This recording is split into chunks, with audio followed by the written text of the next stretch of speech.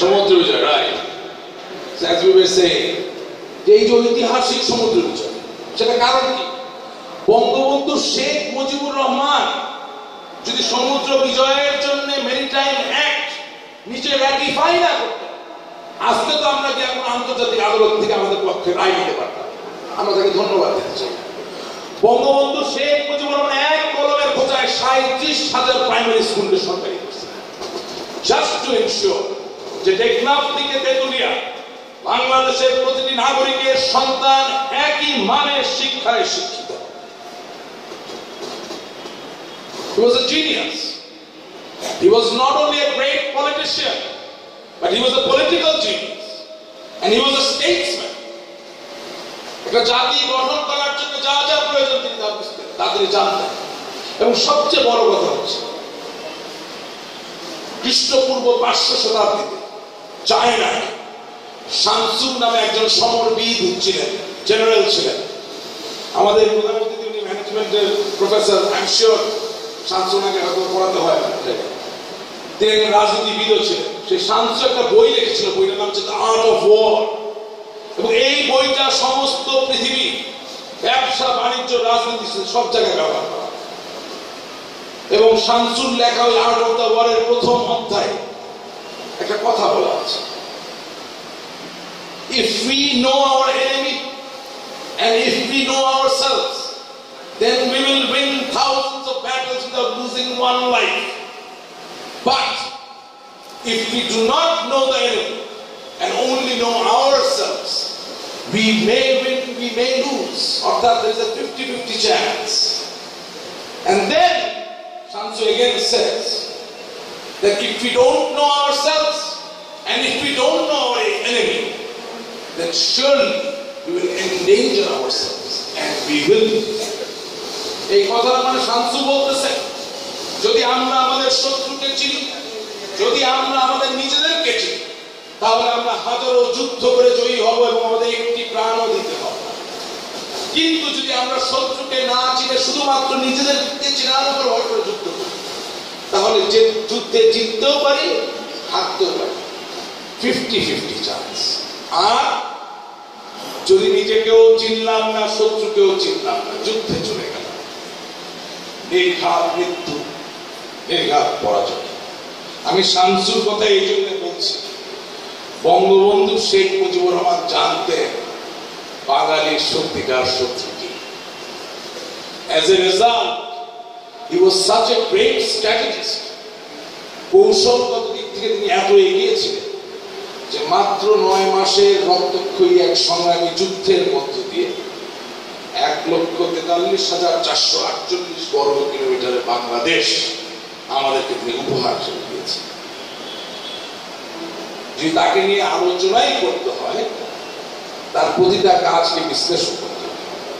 7ই মার্চের বক্তৃতা was a strategic outcome, যদিও এটা তার মুখস্থ করা না বা লেখা বক্তৃতা, বা উনি অনেক আগের থেকেই জানতেন যে পশ্চিম পাকিস্তান আর পূর্ব পাকিস্তানে একসাথে থাকার কোনো কারণ নাই, বিকজ জিওপলিটিক্যাল রিয়ালিটি হচ্ছে we will get severed, there will be a breach of relationship, আমাদের সম্পর্কে ছেদ ধরবে। কারণ বাংলাদেশ থেকে 1002 মাইল পশ্চিমে পশ্চিম পাকিস্তান অবস্থিত, তার সাথে আমার সংস্কৃতি, ভাষা, আচার, রীতিনীতি কোনো কিছুতে মিল নাই, শুধুমাত্র ধর্মীয় বিশ্বাস ছাড়া। He was a great strategist. ওনাকে উনি যখন 7ই মার্চের বক্তৃতা দিলেন, বললেন এবারের মুক্তি, এবারের সংগ্রাম আমাদের মুক্তির সংগ্রাম, এবারের সংগ্রাম আর স্বাধীনতার সংগ্রাম। ওনাকে থিওরিটিক্যালি আইনগতভাবে দেশদ্রোহী বলা গেল না, because he was a great strategist. উনি সিলেকশন না করে, উনি ট্রিজন না করে এমন একটা পরিস্থিতি তৈরি করলেন যে বাঙালি এই কথাগুলো আমাদের তুলে ধরা দরকার। এবং আমার আরেক বড় ভাই এখানে বলে গেলেন যে বঙ্গবন্ধুর অসমাপ্ত জীবনীর কথা বললেন। It's a wonderful book, but জানেন আপনাদের সবার কি করা উচিত?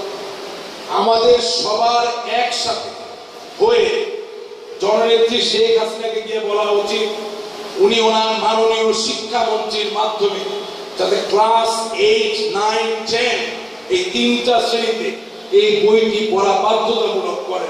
এবং বাংলাদেশের জাতির পিতা বঙ্গবন্ধু শেখ মুজিবুর রহমান আসলে কি, কেন তিনি বঙ্গবন্ধু, এই সম্বন্ধে তারা সম্মত। আপনি কি আমার সাথে একমত? অত মোটা বই দাম দিয়ে কেনার মতো ক্ষমতা আমার দেশের দরিদ্র ছাত্রছাত্রীদের নাই, কিন্তু একটা সরকার চাইলে অনেক কিছু করে। We should do something constructive. এবং আমি তো মনে করি আগামী 5 বছর আওয়ামী লীগ যে সরকারে থাকে, 3 5 15, এই 15টি ব্যাচকে যদি আমরা বই পড়িয়ে দিতে পারি। আপনারা ওই বসনিয়া হার্জেগোভিনা এথনিক ক্লেন্সিং কথাটা শুনছেন না? এথনিক ক্লেন্সিং মানে খুঁজে খুঁজে মুসলমান নিধন করা, আরেক ধর্মের লোককে নিধন করা। আমাদের দেশে এতদিন হয়েছে হিস্ট্রি ক্লেন্সিং, ইতিহাস নিধন করা। ওই ইতিহাস নিধনের বিরুদ্ধে একটা সত্যিকার গঠনমূলক কাজ হবে যদি আমরা বঙ্গবন্ধুর আত্মজীবনী, অসমাপ্ত জীবনী যে বইটা, সেটা আমরা বাধ্যতামূলক। আমি কি আপনাদেরকে বিরক্ত করছি? আমি আর খুব অল্প সময় বক্তব্য শেষ করে দেব। আমার পরে আর অনেক বক্তা আছেন, আমি মিঠাপুরে যাব। এবং একটা আশ্চর্যজনক বিষয় হচ্ছে যে বঙ্গবন্ধু শেখ মুজিবুর রহমান আওয়ামী লীগ গঠন করলেন 1949 সালে। তখন তার ইন্টারনেট নাই, ডিশ টিভিও নাই। সবচেয়ে মজার বিষয় যে ওই সময় ওদের যে মিডিয়া ছিল, তার যে ভিডিও রেকর্ডিং গুলো হইতো, যে রিলে করা, সেগুলো জাহাজে করে আসতো, এগুলো দেখারও কোনো উপায় ছিল না।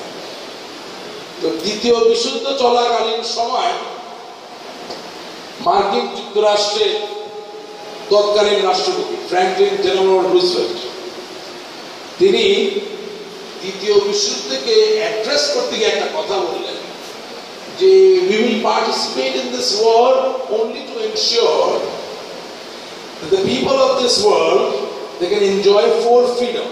তার ওই বক্তৃতাকে 4 freedom speech হিসেবে উল্লেখিত করা হয়, famous. Number 1 would be freedom of speech, অর্থাৎ বাক স্বাধীনতা, মুক্ত চিন্তার স্বাধীনতা। Number 2 would be freedom from want, অর্থাৎ দারিদ্র থেকে মুক্তি, চাওয়া পাওয়ার যে ব্যবধান তাকে ঘুচিয়ে নিয়ে আসা। Number 3 would be freedom to worship, অর্থাৎ লাকুন দিরকুম বারিয়াদিন, যে যার ধর্ম সে সেটা পালন করতে পারবে। And number 4, which is most important, that is freedom from fear, অর্থাৎ সকল ধরনের ভীতি থেকে মানব জাতিকে মুক্তি। Amazingly enough, বঙ্গবন্ধু শেখ মুজিবুর রহমান কিন্তু ফ্র্যাঙ্কলিন ডেলানো রুজভেল্টের বক্তৃতা শুনেন। আজকে আমরা একটু শুনতে পারি, কারণ ইউটিউব আছে, ফেসবুক আছে, ইন্টারনেট আছে। তখন আপনারা তো আমার মুরব্বী, আপনারা কেউ এফডিআর বক্তৃতা শুনছেন? অনেক শুনেন, উনিও শুনেন।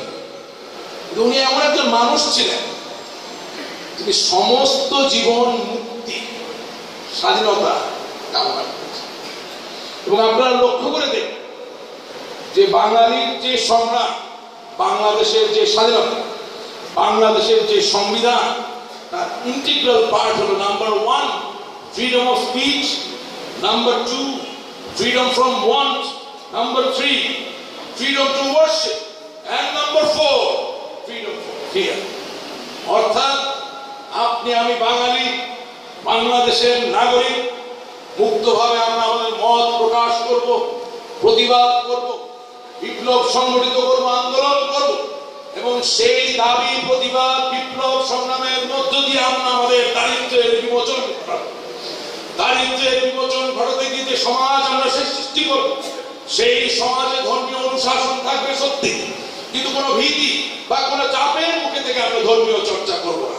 অসাম্প্রদায়িক বাংলাদেশ আমরা সৃষ্টি করব। আর ওই প্রথম শর্ত পূরণ করার মধ্য দিয়ে আমরা এমন এক সমাজ সৃষ্টি করব যেই সমাজে জুজুর ভয় থাকবে না, লাল চক্ষুর ভয় থাকবে না, যেই সমাজে কুসংস্কারের ভয় থাকবে না। বঙ্গবন্ধু শেখ মুজিবুর রহমান সেরকম একটা বাংলাদেশের স্বপ্ন দেখেছে, আশা করেছে। আমার যাওয়ার সময় হয়ে গেছে। আমি জানি না শোক সভায় কতটা গুরু গম্ভীর হবে আলাপ করতে। আমি বুঝি, আমি আমার এলাকায় বলি, আমারটা মূলত একটা মফস্বল গ্রামাঞ্চল। আমার এলাকায় গিয়ে আমি বলি যে যতদিন মিঠাপুকুরের যে কোনো একটা ঘরের দরজা আমার জন্য, বঙ্গবন্ধুর কথা বলার জন্য, শেখ হাসিনার কথা বলার জন্য, বাংলাদেশের কথা বলার জন্য খোলা থাকবে। ততদিন আমার ভিতরে কোনো ভয় নাই।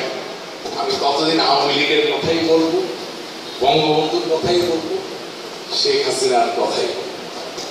সবশেষে একটা ঘটনা দিয়ে আমি আমার বক্তব্য শেষ করব। ডক্টর মার্টিন লুথার কিং মার্কিন যুক্তরাষ্ট্রে কৃষ্ণাঙ্গদের সাম্যবাদ, সম অধিকার তার জন্য সমস্ত জীবন আন্দোলন করেছেন। তিনি বলতেন, I have a dream, I have a dream, I have a dream that one day the people of this country shall not be judged by the color of the skin. Rather, they will be judged by the content of their character. এই কথাটা মানুষ তিনি বলতেন, আমার একটা স্বপ্ন আছে, আমার একটা স্বপ্ন আছে, আমার একটা স্বপ্ন আছে যে একদিন এই দেশ, এই জাতির মানুষকে গায়ের রং, সে কৃষ্ণাঙ্গ বা শ্বেতাঙ্গ কিনা তা দিয়ে বিচার করা হবে না, বরঞ্চ তার চারিত্রিক গুণাবলী, তার চারিত্রিক শক্তি, তার জ্ঞান, শিক্ষা দিয়ে বিচার করা হবে। তার এই উক্তিটা আপনাদের সামনে এই কারণে বললাম যে মাত্র 60 বছর আগে একই বিধাতা, একই খোদা, একই আল্লাহর দরবারে সৃষ্ট আমরা সবাই ওই মার্কিন যুক্তরাষ্ট্রে একজন শ্বেতাঙ্গ আর একজন কৃষ্ণাঙ্গ একই চায়ের দোকানে একই টেবিলে বসে চা খেতাম, একই বাসে চড়ে এক জায়গা থেকে আরেক জায়গায় যেতে পারতাম। একটি কৃষ্ণাঙ্গ ছেলে, একটি শ্বেতাঙ্গ ছেলে একসাথে এক স্কুলে, এক কলেজে পড়তে পারত। শুধু তাই না, এই বিশাল সমুদ্র সৈকত, তাতে একজন কৃষ্ণাঙ্গ এবং একজন শ্বেতাঙ্গ একসাথে অবগাহন, স্নান, সাঁতার কাটতে পারত। এই ছিল পরিস্থিতি। বাংলাদেশে এটা সত্যি যে কৃষ্ণাঙ্গ আর শ্বেতাঙ্গে কোনো ভেদাভেদ নাই, কিন্তু আমাদের এই দেশে কৃষ্ণাঙ্গ আর শ্বেতাঙ্গর থেকে অনেক বড় অন্যায় ব্যবধান রয়ে গেছে। আমরা সংগ্রাম করি সেই ব্যবধানকে বুঝিয়ে দেওয়ার জন্য। সেই ব্যবধানটা কি? ব্যবধানটা হচ্ছে, আপনি যদি বিশাল কোন শিল্প গোষ্ঠীর মালিক হন আর আপনার বাড়ির পাশের মানুষ একজন নিম্ন মধ্যবিত্ত মানুষ হয়, তার জমিটা চাষ করে নেওয়া যাবে, দখল করে নেওয়া যাবে, তাকে আপনি কিছুই করতে পারবেন। অর্থাৎ বঙ্গবন্ধুর সোনার বাংলাদেশ, স্বপ্নের দেশ, যেই দেশে এক মাতা এক ভোট হওয়ার কথা, সেই দেশে আজ হয়েছে একটা টাকা একটা ভোট। অমর্ত্য সেনের ভাষায়, যে কোয়েশ্চেন অফ